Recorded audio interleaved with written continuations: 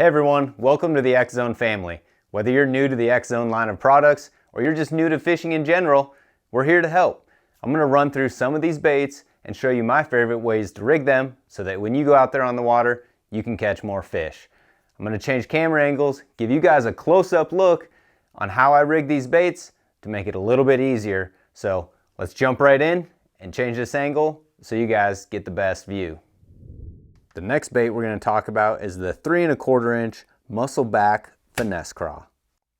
So my favorite way to rig the Muscle Back Finesse Craw is really in punching situations. It works great also on a finesse jig.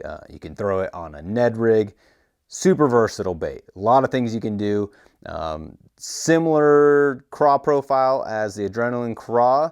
It's going to have a little bit less action. The claws are not quite as wide, not quite as pronounced, and they don't have as big of a flange on the end here. But still has a ton of action, a little bit more of a subtle kind of sonic vibration. Again, floating claws. You can split the claws here, create a lot more action that way, allow those claws to spread out and float individually on their own. But really, the 2 punch setups that I use, again, Texas rig, punch setup like we had before. Generally, I'll use a 3/0 hook for this and just kind of slide that just through the head of the bait. Again, right over that bait keeper. And then we're going to take this hook and it's going to go right in the bottom of this bait. And what that's going to allow it to do is you've got a lot of gap on that hook. It's really going to allow it to penetrate on those bigger fish, but incredible way to catch a lot of fish in heavy vegetation. Now, the other thing that I like to do is if I'm either fishing heavy vegetation or mixed, I throw a Tokyo rig. Same exact hook, right? Straight shank hook on here.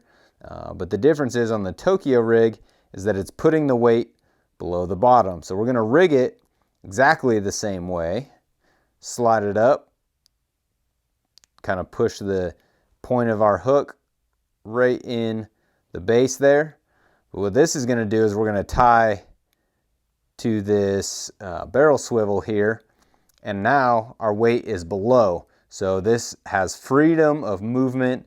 The bait is actually going to sit more horizontal in the water column versus being nose down, but it allows it to fall through the mat, the vegetation, the water column. Is going to fall vertical this way because that weight is pulling it down. Phenomenal way to catch a lot of fish and give those high pressured fish a different look that they've never seen.